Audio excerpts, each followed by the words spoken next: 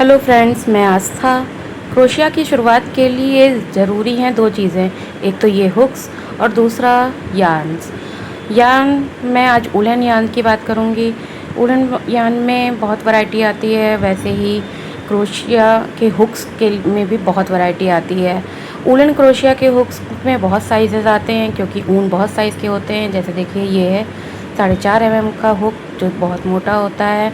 उसके बाद ये हुक आता है जो कि ये है 5 नंबर का हुक होता है, 5 mm का। ये है 6 mm का। इस तरह से कई साइज़ के हुक्स हैं मेरे पास, और ये अलग अलग उनकी मोटाई पे डिपेंड करता है कि आपको कौन सा हुक यूज़ करना चाहिए।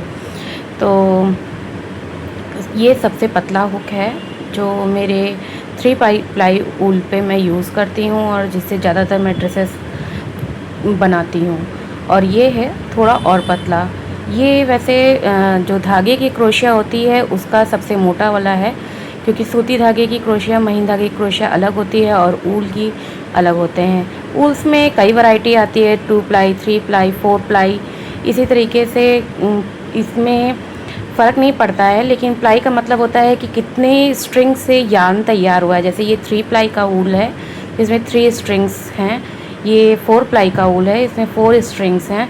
बट अगर देखा जाए तो इसकी स्ट्रिंग्स बहुत पतली हैं और ये यार्न भी बहुत पतला है, तो इससे फ़र्क नहीं पड़ता है कि ये, जैसे ये 2 प्लाई का ऊन है लेकिन इसकी मोटाई इस 4 प्लाई के ऊन से भी मोटा है।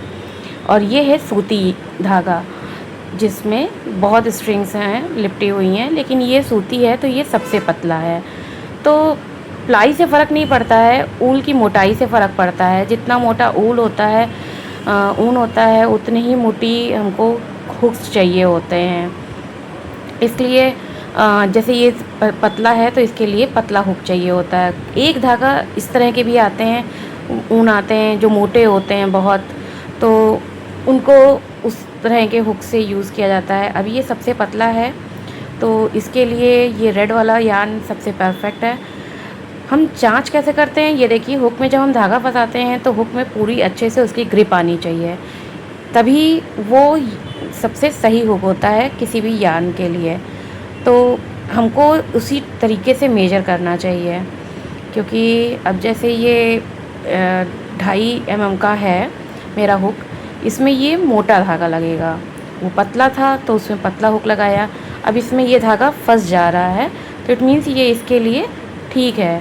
तो नॉर्मली जो हम जिससे ड्रेसेस वगैरह बनाते हैं उस धागे के लिए ये हुक बेस्ट है। मैं इसी ही हुक से ज़्यादातर अपनी ड्रेसेस बनाती हूँ। ये उससे थोड़ा मोटा हुक है लेकिन ये भी इसमें फंस जाता है। ज़्यादा मोटा हुक नहीं लेना चाहिए क्योंकि फिर वो धागा बनाने में दिक्कत करता है। अब ये मोटा है ऊन, तो इसमें हम पतला हुक नहीं यूज़ कर सकते हैं, क्योंकि ये देखिए धागे में ये इसको कायदे से फंसेगा नहीं। तो इसके लिए हम बड़ा मोटा ऊन लेंगे। तो यही एक सही मेजरमेंट होता है। जब आप हुक को लगाएंगे, हुक की मोटाई देखेंगे, उसमें अपने ऊन को फंसाएंगे और उससे ही आप मेजर करेंगे कि आपके लिए कौन सा हुक बेस्ट है। तो ये मेरे कुछ बेसिक्स थे क्रोशिया के। आपको अच्छे लगे हों तो प्लीज़ मेरे चैनल को लाइक कीजिएगा। अगर आपको क्रोशिया के और भी किसी चीज़ के बारे में पूछना हो तो प्लीज़ कमेंट बॉक्स में ज़रूर बताइएगा। Thank you.